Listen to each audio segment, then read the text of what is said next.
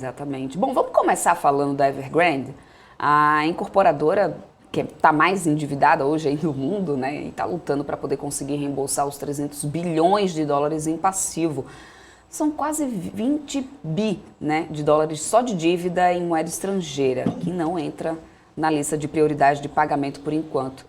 Como que você tem avaliado o impacto dessa crise da Evergrande nos mercados e também como que isso pode impactar aqui no Brasil? Porque isso foi uma coisa que deixou também muitos investidores, né, de orelha em pé, assim que estourou aqui já aqui no segundo semestre de 2021, né?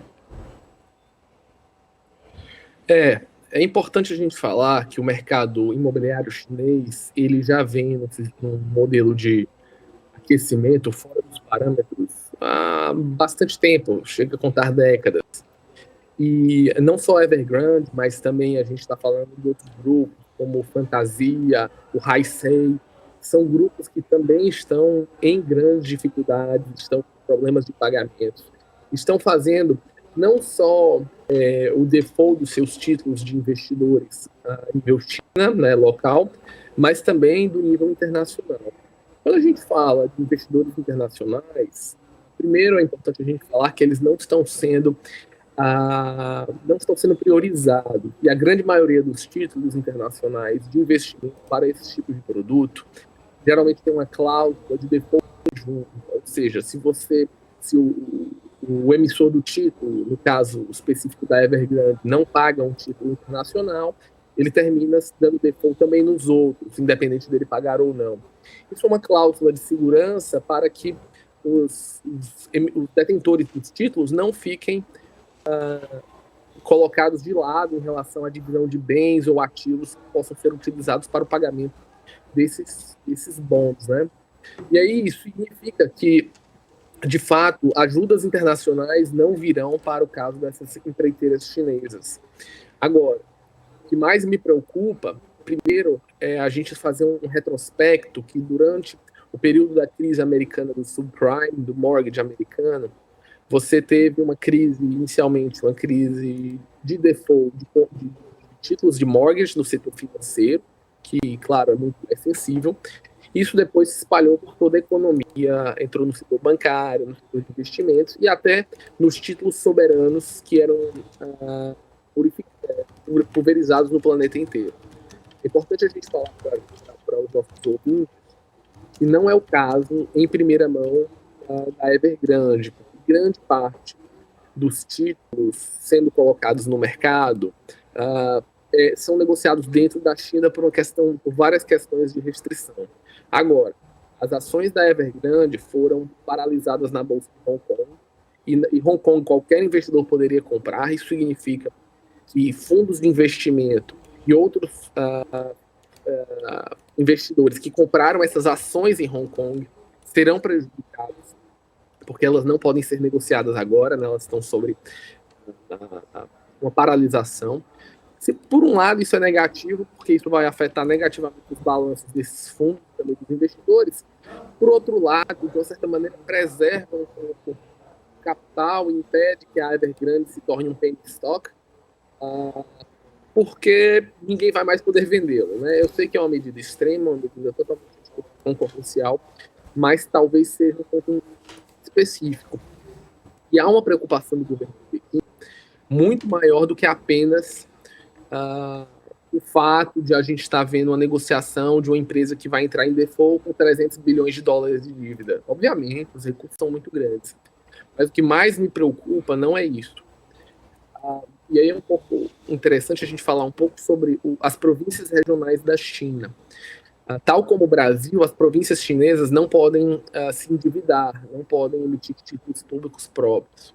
Agora, há alguns anos, algumas décadas, foram criados veículos de investimento para arrecadar recursos, que é como se fosse uma espécie de fundo de investimento. O governo regional, a província regional, é o maior acionista, o único acionista. Para criar ativos dentro desses fundos, a grande maioria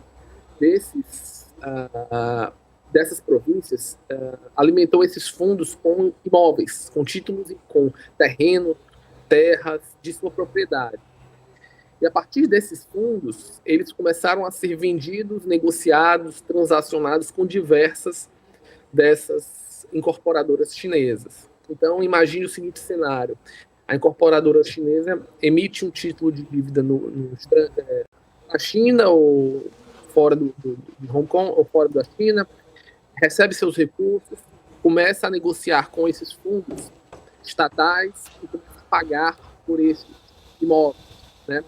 Então, a gente está vendo que indiretamente se torna um veículo onde os governos regionais recebem recursos. Agora, o que a gente viu nos últimos anos foi que aproximadamente entre 15% e 17% da receita corrente líquida desses fundos regionais, eles começaram a ser, dos governos regionais, começaram a ser utilizados por meio desses fundos, né? Ou seja, as receitas de diversos governos regionais chineses começaram a vir justamente dos terrenos que eram passados em operações negociais para as empresas como Evergrande. Então, você tem que diversos governos regionais começavam a fazer obras de infraestrutura locais, ferrovias, rodovias e diversos outros investimentos públicos locais com dinheiro advindo das grandes construtoras. Agora, essa programação foi interrompida. Então, você tem diversas obras públicas na China que, em tese, dependem de recursos vindo das construtoras, passam para esses fundos de investimento e agora não vão mais receber. Então, o que na prática era inicialmente uma visão de apenas uma crise de algumas empresas locais, pode se tornar uma crise fiscal e crise de pagamentos dos próprios governos provinciais da China. Se a gente está falando de entre 15% e 17% de todos os governos regionais, a gente está falando muito provavelmente de casa de trilhões de dólares, ou muito provavelmente centenas de bilhões, aí, algo entre 800 bilhões e 1,5 trilhão de dólares de recursos que podem não ser pagos por diversas obras de infraestrutura em toda a China. Então, esse é talvez a preocupação de Pequim, como resolver esse problema. No passado, esse problema já existia. Agora, no passado, os bancos regionais chineses, os bancos estatais, compravam títulos podres ou títulos dessas empresas e colocavam os imóveis nos seus ativos. Uma situação que não é mais pertinente, porque esses imóveis, esses bancos já estão repletos de imóveis. Então, acho que o maior problema que a gente está vendo com a Evergrande é a possibilidade da China ter uma crise interna relacionada a títulos locais, né,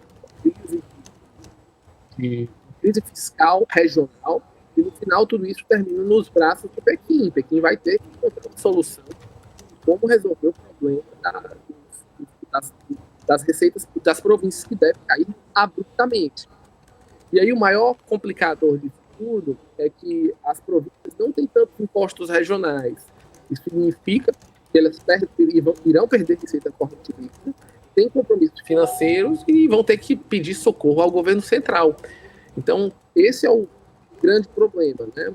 Pequim não quer socorrer a Evergrande, porque isso poderia criar uma crise de confiança. Todas as empresas imobiliárias iam ter que ser socorridas por Pequim. Agora, se ela não for socorrida de alguma maneira, isso vai se tornar uma crise que vai passar para os veículos de investimento e, consequentemente, nos balanços das províncias regionais. Isso é um maior problema do ponto de vista internacional. Até que uma crise fiscal chinesa vai impactar o crescimento mundial e a relação de exportações, como, por exemplo, no Brasil.